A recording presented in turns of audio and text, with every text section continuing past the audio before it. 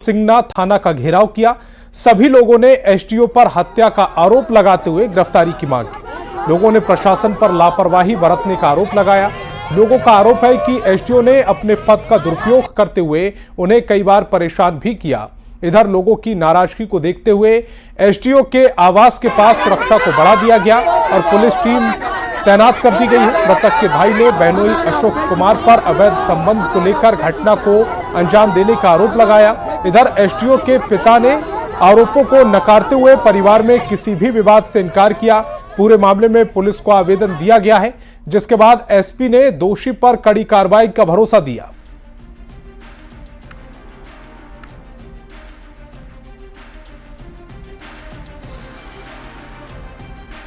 हत्या के जो मुख्य 4 आरोपी है, अशोक कुमार एसडीएम सदर, उसके पिताजी दुर्योधन साव, उसका छोटा भाई शिवरंजन कुमार और उसका छोटा भाई की पत्नी रिंकू देवी का गिरफ्तारी जब तक नहीं होगा हम लोग यहाँ से हिलने वाले नहीं है।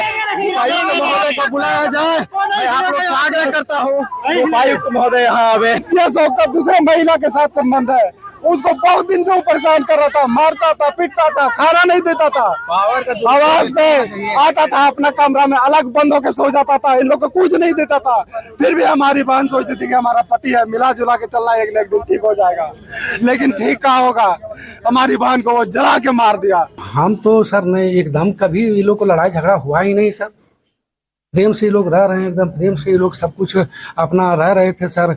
आवास में जो सो माने अथी का कोई दिक्कत नहीं था सर। अच्छा, उस दिन घर में कौन कौन मौजूद थे जो उस दिन घटना घटी है?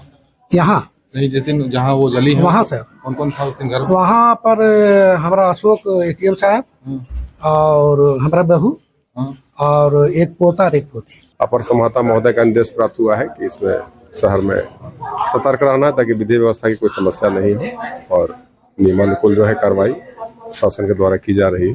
लोसिंगना थाना में आवेदन मिला है, उसके आधार पर हम लोग एफआईआर दर्ज किए हैं। और रात में हमको सूचना मिला कि उनकी पत्नी देवकमल हॉस्पिटल रांची में इलाज चल रहा था, तो इलाज के दरमियान उनकी मृत्यु हो गई है। बिल्कुल, अगर जांच चल रहा है, इन्वेस्टिगेशन चल रही है, अगर उसमें दोषी जो भी पाए जाते हैं तो उन पर कानूनी कार्रवाई होगी, उनको जेल होगा। खबर रांची से, जहां सेक्स रैकेट की शिकायत पर पुलिस ने छापेमारी की। सेक्स रैकेट में शामिल होने के शक पर राजभवन के पास छापेमारी की गई, जिसमें 6 से अधिक महिलाएं पुलिस के हत्थे चढ़ी। आपको यह भी बताएं कि राजभवन के पास संदिग्ध गतिविधि में महिलाओं के शामिल होने की सूचना के बाद पुलिस थाना प्रभारी के नेतृत्व में कार्रवाई की गई। इस दौरान हड़कंप मचा रहा और कई महिलाएं मौके से भागती दिखी। स्थानीय लोगों से शिकायत मिलने के बाद यह कार्रवाई की गई, जिसमें कोतवाली डीएसपी महिला थाने के साथ कोतवाली थाना प्रभारी भी मौजूद रहे। हिरासत में ली गई महिलाओं से महिला थाना परिसर में पूछताछ की जा रही है। तो तस्वीरें सब आपकी टेलीविजन स्क्रीन पर हैं। राजभवन के पास ये छापेमारी की गई, जिससे कई महिलाओं को हिरासत में लिया गया। जैसे ही छापेमारी की खबर मिली, वहां से कई महिलाओं ने भागने की कोशिश की। हालांकि कई थानों की पुलिस ने मिलकर इस छापेमारी को अंजाम दिया है। खबर गिरिडीह से, जहां भीषण सड़क हादसे में एक युवक की मौके पर ही मौत हो गई, जबकि 3 लोग घायल बताए जा रहे हैं। खोखरा थाना क्षेत्र के हरकटवा नदी के पास यह हादसा हुआ। हादसे में घायल 3 युवकों में 2 की हालत गंभीर बताई जा रही, जिन्हें बेहतर इलाज के लिए धनबाद रेफर कर दिया गया। बताया जा रहा है कि कार में सवार होकर दुकानदार प्रेम साहब खोखरा जा रहे थे। उनके साथ कार में 3 और लोग भी सवार थे। ड्राइवर के कार से नियंत्रण खो देने से गाड़ी असंतुलित होकर खेत में पलट गई, जिसमें एक की मौत हो गई, जबकि 3 लोग घायल हो गए। खबर धनबाद से, जहां तोप चांची के तातरी में उप स्वास्थ्य केंद्र का निर्माण कराया गया। अभी तक इसका उद्घाटन नहीं किया जा सका, लेकिन चोर अभी से ही स्वास्थ्य केंद्र के सामान पर हाथ साफ करने लगे। उप स्वास्थ्य केंद्र से लगे वाटर मोटर की चोरी कर ली गई। इस केंद्र को ठेकेदार ने बनवाया, विभाग को हैंडओवर कर दिया गया। इतना ही नहीं, चोरों ने पास में लगे नल जल योजना के सोलर प्लेट को भी, उस पर भी हाथ साफ कर दिया। स्वास्थ्य कर्मियों की ओर से थाना और विभाग को लिखित शिकायत दी गई है। किरण खलको, वो जो छुट्टी पर है, और एक यहाँ नाम है रीना कुमारी, वो अभी आरआई सेशन में गई हुई है। और हम MPW नरेंद्र प्रसाद महतो हैं, जो अभी हम आए हैं सेंटर अपना खोलने के लिए, तो देख रहे हैं कि बाहर में मेरा समरसेबल पंप चोरी हो चुका है। अभी हम लोग जा रहे हैं थाना में शिकायत देने के लिए। और अपना विभागीय स्तर पे दिए? हाँ, विभागीय टेलीफोनिक स्वास्थ्य उपकेंद्र के में जो बोरिंग का निर्माण हुआ था, उस समरसेबल पाइप सहित चोरों ने सफाई कर दिया है, जो घटना सहित है।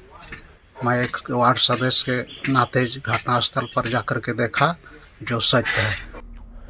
और धनबाद में चोर बेखौफ दिख रहे हैं। बाइक की चोरी की घटना सीसीटीवी में कैद हुई है, जहां चंचनी कॉलोनी में दिन दहाड़े चोर बाइक पर हाथ साफ करते देखे। सीसीटीवी में दिख रहा है कि चोर आराम से मास्टर की के जरिए बाइक की लॉक को खोलता है और बाइक लेकर फरार हो जाता है। धनसार निवासी पीड़ित अजीत कुमार ने थाने में शिकायत दर्ज कराई है, लेकिन केस नंबर नहीं मिलने से इंश्योरेंस का लाभ नहीं मिल पा रहा था। इसीलिए अजीत कुमार थाने का चक्कर काटने को मजबूर दिख रहे हैं। थाना में 23 तारीख को हम एप्लीकेशन दिए, वो हमको रिसीव दिए, लेकिन केस दर्ज नहीं किए हैं। मांग सर हमको इंश्योरेंस वाला बोला है कि मोहर और केस नंबर चाहिए, तो केस मैंने मोहर और केस नंबर हमको नहीं मिल रहा सर, इसलिए कि केस वहाँ दर्ज नहीं हुआ सर। नहीं सर, कोई मैंने संडे तक जो है सर, संडे को मेरा बाइक चोरी हुआ, कोई आज तक मैंने वहां तक देखने के नहीं गया प्रशासन। मेरा गाड़ी का नंबर है सर JS10 7977। रामगढ़ में एक जदेवर दुकान में ज्वेलरी दुकान में चोरों ने दुकान का शटर काटकर सोने चांदी के गहनों के साथ कुल मिलाकर करीब 2.5 लाख के सामान की चोरी कर ली। वेस्ट बोकारो उपी क्षेत्र के बड़गांव के बाजार टांड की यह घटना है। चोरी की पूरी घटना दुकान में लगी सीसीटीवी में कैद हो गई। दुकान में 7 चोर घुसे थे और दुकान में रखे सोने चांदी के गहनों के साथ बर्तन पर भी हाथ साफ कर लिया। सीसीटीवी फुटेज के आधार पर वेस्ट बोकारो पुलिस चोरों को पकड़ने में जुटी है। खबर लोहरदगा से, जहां राइफल शूटिंग रेंज में 17 दिसंबर को हुई चोरी और तोड़फोड़ की घटना से सभी हैरान हैं। BS कॉलेज कैंपस में बने इस नवनिर्मित शूटिंग रेंज में चोरी की रिपोर्ट सदर थाना पुलिस को दी गई, लेकिन अब तक कोई कार्रवाई नहीं की गई। पूर्व राज्यसभा सांसद शूटिंग रेंज के अध्यक्ष धीरज प्रसाद साहू ने राइफल शूटिंग रेंज का जायजा लिया। उन्होंने बताया कि इंडोर हॉल का ताला तोड़कर सभी उपकरणों को तोड़ा गया और सामानों को तहस नहस कर दिया गया। साहब से बात किया है, एसपी साहब आश्वासन दिया है कि हम लोग उसको खोजबीन किए हुए हैं, और उनका कहना है कि यहाँ के जो लोग रहते थे, जो स्टूडेंट लोग यहाँ पर रहते थे, उनकी खोज हो रही है जाके, और बहुत जल्द ही जो भी यहाँ गलत काम किया है उस पर कार्रवाई होगी। और उन्होंने आश्वासन दिया है कि आप निश्चिंत रहिए, हम लोग उसको पकड़ के ही रहेंगे जाके। और खबर दुमका से, जहां मसलिया में बाइक सवार 3 अपराधियों ने गहना कारोबारी के साथ छिनतई की। मोहिल बोना डंगाल की ये पूरी घटना है। संजय राणा आश्रम मोड़ में सोने चांदी की दुकान चलाते हैं और दुकान बंद कर बाइक से जा रहे थे। इसी बीच मोहुल बोना डंगाल पास अपराधियों ने उनसे छिनतई की और विरोध करने पर पिस्तौल से फायरिंग कर दी। कमर में गोली लगने से कारोबारी घायल हो गए। गंभीर हालत में कारोबारी को फूलो झानो मेडिकल कॉलेज लाया गया, जहां से उन्हें हायर सेंटर रेफर कर दिया गया। पुलिस अपराधियों की तलाश में छापेमारी कर रही है। हमारा दुकान बंद करके हाँ छिनताई हो गया, उसको मारपीट किया तो वो भी लड़ाई लगा, इस पर गोली मार दिया। क्या चीज का दुकान है? सोना चांदी का। कितना का सामान था? सोना का नहीं था, खाली चांदी का था, करीब 3 किलो जैसा, और पैसा था 13-14। और धनबाद के सरायढेला में दिव्यांग युवती से अस्पताल कर्मी ने दुष्कर्म किया था। इस मामले में पुलिस ने आरोपी को पकड़ जेल भेज दिया है, लेकिन लोगों का गुस्सा कम होने का नाम नहीं ले रहा। आरोपी के परिवार के सदस्यों ने उसके घर में आग लगाने की शिकायत थाने में दर्ज कराई। आरोप है कि शिकायत दर्ज कराने के बाद एक व्यक्ति के साथ मारपीट की गई, जिसके बाद पुलिस मौके पर पहुंची और उसे अपने साथ ले गई। पुलिस ने 2 लोगों को हिरासत में लिया, जिसके विरोध में लोग थाने के सामने धरने पर बैठ गए। लोगों ने हिरासत में लिए गए लोगों को छोड़ने की मांग की। इससे पहले भी लोगों ने आरोपी की गिरफ्तारी के खिलाफ जेल गेट पर हंगामा किया था। इधर सरकारी काम में बाधा डालने के आरोप में 50 लोगों पर केस दर्ज करने की तैयारी की जा रही है। चाहते हैं कि लोग दोनों लड़का लोग को सही सलामत निकाला जाए क्योंकि उन लोग का कोई गलती नहीं। उन लोग तो सिर्फ देखने के लिए आया था, कुछ करने तो नहीं आया था। ना उसको मारा है ना कुछ किया है और बस अंदर कर दिया। लड़का लोग को ना मारपीट नहीं होना चाहिए उन लोग के साथ में और ना ही उन लोग के साथ में कुछ गलत होना चाहिए। हम लोग चाहते हैं जिस तरह से अंदर भरा है सही सलामत उसको बाहर करा जाए, नहीं तो हम लोग यहाँ धरना धर देंगे। और गुमला के कोराम्बी गांव में जलती चिता में बुजुर्ग को झोंकने से मौत के बाद पूरे गांव में सन्नाटा पसरा है। लोग मामले में मुंह खोलने को तैयार नहीं दिख रहे।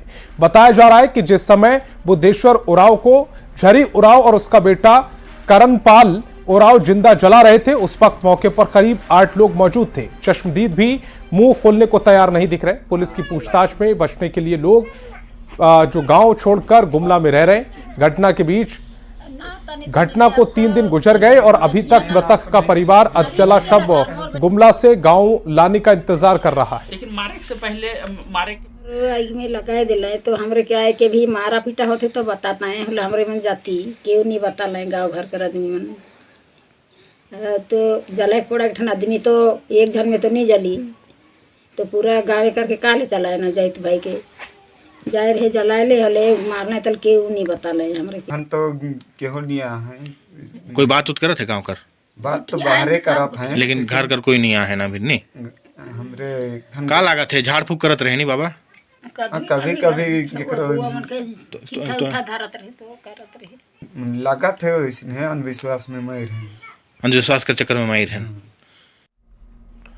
धनबाद में रविवार को चौकीदार पद पर नियुक्ति के लिए लिखित परीक्षा होगी। जिले के 11 सेंटर पर सुबह 11 बजे से 12:30 बजे तक ये परीक्षा होगी। परीक्षा की तैयारी को लेकर कलेक्ट्रेट में एडीएम लॉ एंड ऑर्डर की अध्यक्षता में बैठक हुई, जिसमें पुलिस पदाधिकारी भी मौजूद रहे। करीब 5000 से अधिक अभ्यर्थी इस परीक्षा में शामिल होंगे। अभी 11 सेंटर पर डिस्ट्रिक्ट मजिस्ट्रेट के साथ पुलिस बल की तैनाती की गई है। साथ ही कंट्रोल रूम भी एक्टिव रहेगा जो हर सेंटर पर नजर बनाए रखेगा। पाकुड़ में हिरणपुर के लोग पिछले 17 साल से हाथ काठी में बन रहे अस्पताल के पूरा होने का इंतजार कर रहे हैं। अधूरे अस्पताल में लोगों की परेशानी बढ़ती जा रही है। अब नई सरकार से उम्मीद जाग रही है।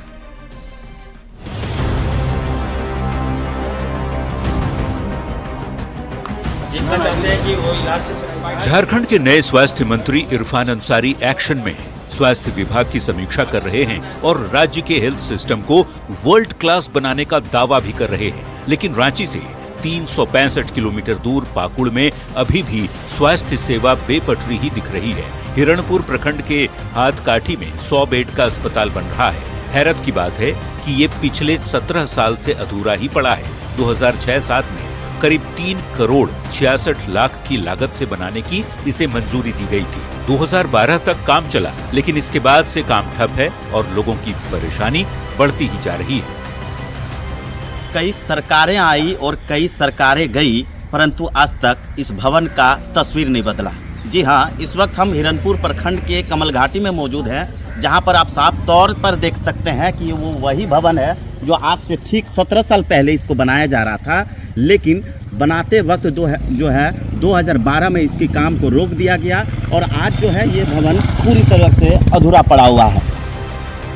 हिरणपुर में अभी सामुदायिक स्वास्थ्य केंद्र चल रहा है, जिसमें अभी 6 बेड ही मौजूद है। लोगों को नई सरकार से उम्मीद है कि अगर 100 बेड का ये अस्पताल बन जाता तो बेहतर इलाज के लिए बंगाल जाना नहीं पड़ता।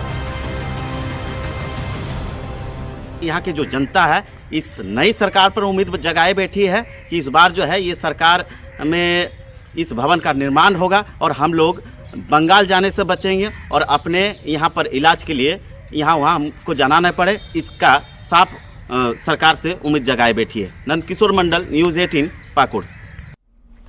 और झारखंड विधानसभा चुनाव से पहले जेएमएम का साथ छोड़कर बीजेपी ज्वाइन करने वाले चंपाई सोरेन ने अटकलों पर विराम लगा दिया है। उन्होंने सोशल मीडिया पर पोस्ट कर इसे अफवाह बताया। एक रिपोर्ट।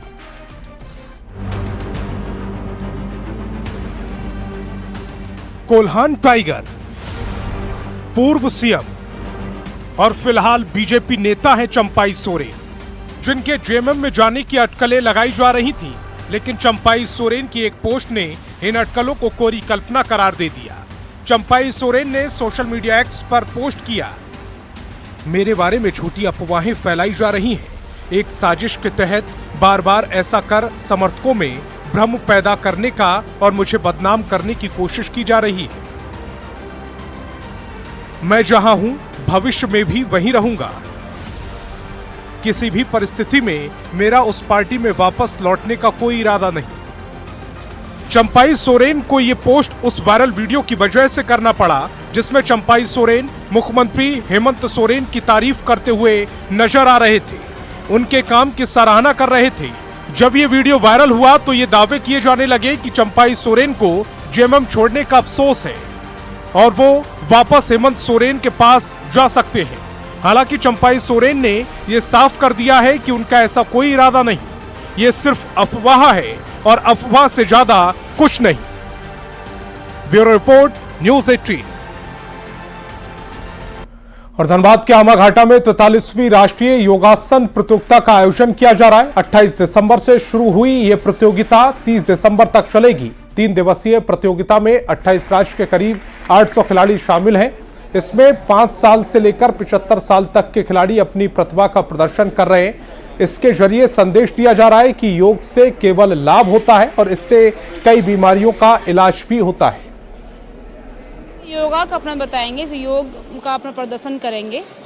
अलग अलग है, सब एज ग्रुप अलग अलग है सर। कुछ बच्चे आपका 6 साल के बच्चे हैं, कोई 10 साल के बच्चे हैं, कोई 60 साल के भी हैं, 60 साल से एबव भी एज के हैं। योग से हम लोग को बहुत फ़ायदा है। जो बहुत लोगों को यहाँ पे अस्थमा की प्रॉब्लम होती है, जो योग करते हैं उनको इससे बहुत रिलीफ मिलता है और योग करने से शारीरिक रूप से हम लोग बहुत स्वस्थ रहते हैं। सभी एज ग्रुप में करना चाहिए सभी को। बहुत अच्छे कर रहे हैं सब लोग, so we are trying to give our best.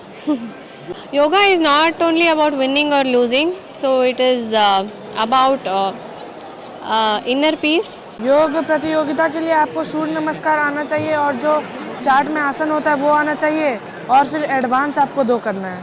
इतना वर्ल्ड एसोसिएशन फेडरेशन इंडिया में कोई नहीं है, इसलिए आपको विनती है मोदी साहब, इंडियन योगा फेडरेशन को आपको फेडरेशन रिकॉग्नाइज देने से आपको धन्यवाद करता हूँ।